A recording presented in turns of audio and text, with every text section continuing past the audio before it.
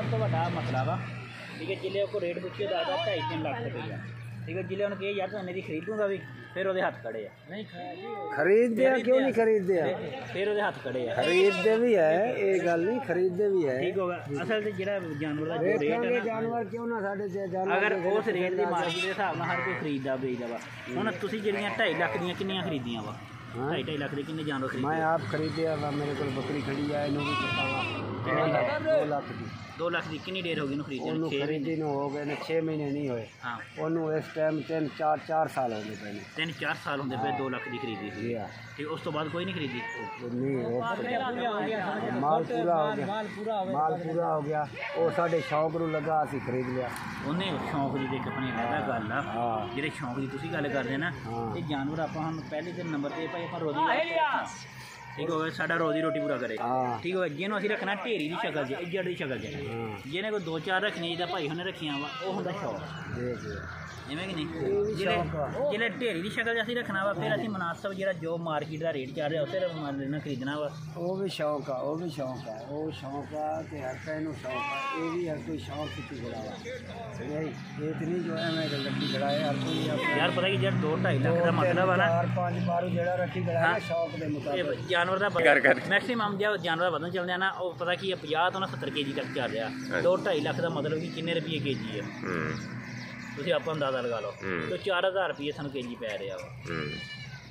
ਅਸੀਂ ਇਹਨਾਂ ਦੀ ਚੜਾਈ ਨਹੀਂ ਗਣਦੇ ਅਸੀਂ ਇਹਨਾਂ ਦਾ ਸ਼ੌਂਕ ਦੇ ਵਿੱਚ ਯਾਰ 3-4 ਚੀਜ਼ਾਂ ਮੈਨੂੰ ਕੁਝ ਸਮਝ ਤਾਂ ਆਵੇ ਮੈਨੂੰ ਗੱਲ ਸਮਝਾਓ ਤੁਸੀਂ ਯਾਰ ਸਾਡੇ ਯਾਰ ਜਾਨਵਰ ਕੋਲ ਦੁੱਧ ਜ਼ਿਆਦਾ ਸਾਰੇ ਪਾਕਿਸਤਾਨ दुध की गल नहीं हाँ हुसन की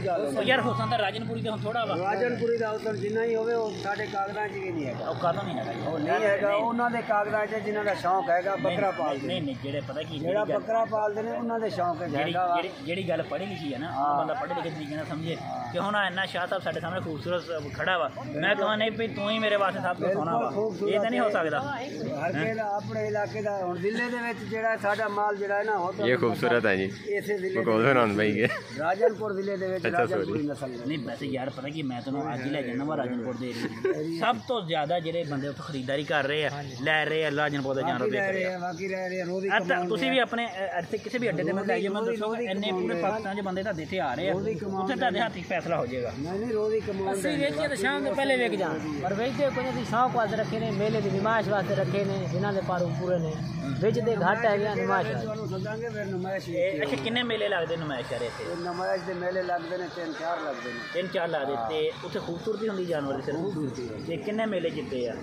ਜਿੱਤੇ ਕੋਈ ਮੁਕਸਦ ਦੇ ਬੰਦੇ ਮੇਲੇ ਹੁੰਦੇ ਨੇ ਨਹੀਂ ਕਿੰਨੇ ਮੇਲੇ ਜਿਹੜੇ ਜਿੱਤੇ ਤੁਸੀਂ ਜਿੱਤੇ ਨਹੀਂ ਹੈਗੇ ਇਹ ਅਵਾਮੀ ਮੇਲਾ ਹੁੰਦਾ ਇਹ ਜਿਹੜਾ ਆਮਣੇ ਸਾਹਮਣੇ ਮੇਲਾ ਨਹੀਂ ਹੁੰਦਾ ਤੇਰਾ ਜਣਾ ਗਿਆ ਤੇਰੇ ਸਿਰ ਤੇ ਪੱਗ ਬਣਾਈ ਬੱਕਰੀਆਂ ਵੇਖਾਂਗੇ 4 ਮੁਨਸਬ ਛੱਡਾਂਗੇ ਉਹ ਬੱਕਰੀਆਂ ਵੇਖਣਗੇ ਜਿਹੜਾ ਟੱਲੇ ਦੀ ਬੱਕਰੀ ਤੇ ਚੰਗੀ ਹੋਏਗੀ ਉਹਦੇ ਸਿਰ ਪੱਗ ਬਣਾਉਣਗੇ ਨਹੀਂ ਉਹ ਗੱਲ ਤਾਂ ਠੀਕ ਹੈ ਫਰਾਂਸ ਭਾਈ ਦਾ ਮਕਸਦ ਹੈ ਉਹ ਸਾਰੇ ਮੇਲੇ 'ਚ ਕੋਈ ਇੱਕ ਬੰਦਾ ਤਾਂ ਹੋਏਗਾ ਜਿੱਦਾਂ ਆਸਤੇ ਹੋਣਗੇ ਇਹਦਾ ਮਾਲ ਸਾਰਿਆਂ ਤੋਂ ਚੰਗਾ ਹੈ ਨਹੀਂ ਉਹ ਚੰਗਾ ਉਸ ਵੇਲੇ ਹੁੰਦਾ ਹਰ ਕਿਸੇ ਨੂੰ ਪਤਾ ਲੱਗ ਜਾਂਦਾ ਜੋ ਵੀ ਇਸ ਦਾ ਮਾਲ ਚੰਗਾ ਹੈ ਹਾਂ ਤਾਂ ਉਹ ਕੋਈ ਇੱਕ ਬੰਦਾ ਤਾਂ ਹੋਏਗਾ ਨਾ ਹੁੰਦਾ ਨਜ਼ਰਾਂ 'ਚ ਹੋ ਆਪਣੇ ਇਸ ਟਾਈਮ ਮਸ਼ਹੂਰ ਕਰ ਨਹੀਂ ਦਿੰਦੇ ਉਸ ਅੱਛਾ ਇਹਨਾਂ ਦਾ ਹੁਣ ਦਾ ਮਤਲਬ ਹੈ ਕਿ ਤੁਹਾਡੇ ਸਿਰ ਤੇ ਕਦੇ ਪੱਗ ਬੱਜੀ ਹੈ ਕੋਈ ਨਹੀਂ ਹਾਂ ਬੱਜੀ ਹੈ ਕਿਉਂ ਨਹੀਂ ਬੱਜੀ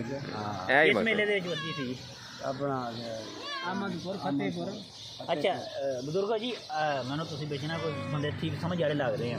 ਤੁਸੀਂ ਇਹ ਦੱਸੋ ਕਿ ਅੱਜ ਤੱਕ ਕੋਈ ਐਸਾ ਬੰਦਾ ਦੇਖਿਆ ਵਾ ਜਿਹੜਾ ਪਿੱਛੇ 50 ਸਾਲਾਂ ਤੋਂ ਮਾਲ ਦੇ ਵਿੱਚ ਖੂਬਸੂਰਤੀ ਜਿੱਤਦਾ ਆ ਰਿਹਾ ਆਪਣੇ ਹੋਟਲ ਨਸਲ ਦੇ ਵਿੱਚ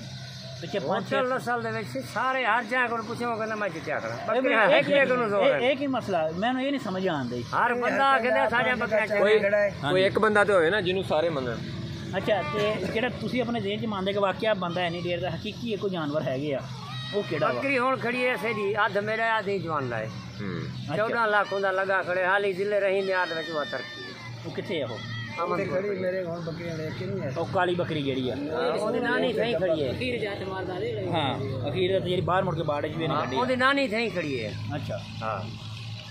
ਬੁੱਢੀ ਹੈ ਹੁਣ ਟਰਾਈ ਫਲ ਲਿੱਤੀ ਦੀ ਹੈ ਇਹ ਸੋਹਣੀ ਬੱਕਰੀ ਉਹ ਉਹ ਅੱਛੀ ਬੱਕਰੀ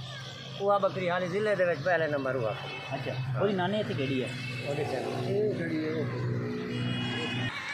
ये जी 14 लाख वाली बकरी की नानी ऐसी होती है कितने बच्चे हैं जी कुत्ते शार करो आसान दी मां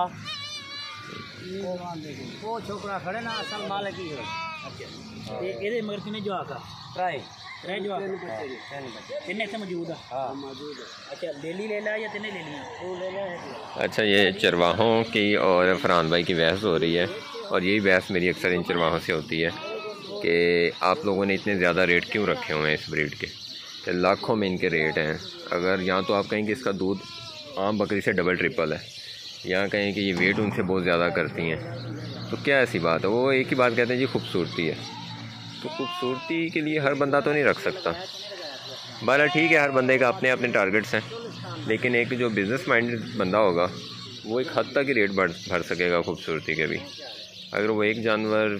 जो है वो 4-4, 5-5 लाख का सिर्फ इसलिए ला के बांध ले कि इसका नाक ज़्यादा खूबसूरत है, इसकी गर्दन ज़्यादा खूबसूरत है,